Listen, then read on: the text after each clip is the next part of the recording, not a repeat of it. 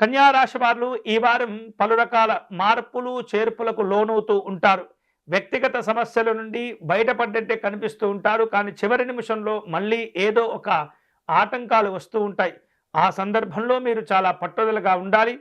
కష్టపడి పనిచేయండి. సమస్యల యొక్క లోపం ఎక్కడ ఉందో తెలుసుకుని వాటిని అధిగమించేటటువంటి ప్రయత్నం చేయటం ద్వారా ఎన్నో రకాల ఇబ్బందుల నుండి మీకు విముక్తి కూడా లభిస్తుంది. ఉపశమనాలు పొందగలుగుతూ ఉంటారు.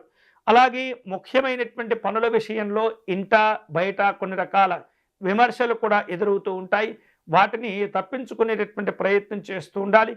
అదే సందర్భంలో అనవసరంగా మీరు ఎదుటి వారిని లేదా ఇతరులను ఇబ్బంది పెట్టేటటువంటి మాటలు మాట్లాడకుండా కొంత సంయమనంతో వ్యవహరిస్తూ ఉండాలి.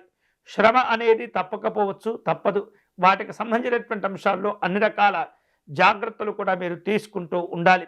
వృత్తి ఉద్యోగాల పరంగా చూస్తే కన్యా రాశి వాళ్లకు ఈ వారం కొంత పని భారాలు పెరిగేటటువంటి సూచనలు కనిపిస్తున్నాయి. సహోద్యోగుల యొక్క బాధ్యతలు కూడా మీరే చూసేటటువంటి సందర్భాలు ఉంటూ ఉంటాయి. అలాగే తమ యొక్క పని చేస్తూ ఇతరుల యొక్క పనులు చేస్తూ ఉన్నప్పుడు కొన్ని రకాల అపార్థములు కూడా తలెత్తేటటువంటి సూచనలు ఉంటాయి. మనస్పర్ధలు పెరుగుతూ ఉంటాయి.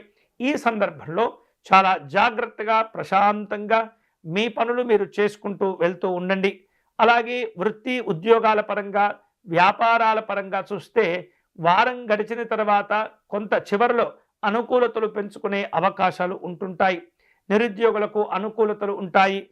కోరుకున్నటువంటి స్థానాల్లో కోరుకున్నటువంటి ప్రదేశాల్లో ఉపాధి లేదా ఉద్యోగ అవకాశాలను అందుకోగలుగుతారు.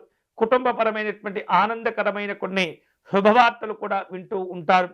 అనారోగ్య భావనను తగ్గించుకోవాలి. ఆహార విహారాదుల్లో ఎప్పటికప్పుడు కూడా మిమ్మల్ని మీరు జాగ్రత్త పరుచుకుంటూ ఉండాలి. పిల్లల యొక్క ఆరోగ్య విషయాలు చదువులు అనుకూలంగా ఉంటాయి. వారి పరంగా చూస్తే ఈ వారం కొన్ని శుభవార్తలు కూడా వినే అవకాశాలు ఉన్నాయి. ఇక ఈ వారం ఇతరులకు ఆర్థిక పరంగా హామీలు ఇచ్చేటటువంటి సందర్భంలో తొందరపడకూడదు. మంచి చెడులను జాగ్రత్తగా మీరు విశ్లేషణ చేసుకున్న తర్వాతనే నిర్ణయాలు తీసుకోవటం అనేది చాలా మంచిది. ఈ వారం ఈ కన్యా రాశి వారు శుభ ఫలితాలను పొందేందుకై సత్యనారాయణ స్వామి వారిని పూజించటము నమస్కారం చేసుకోవటం మంచిది.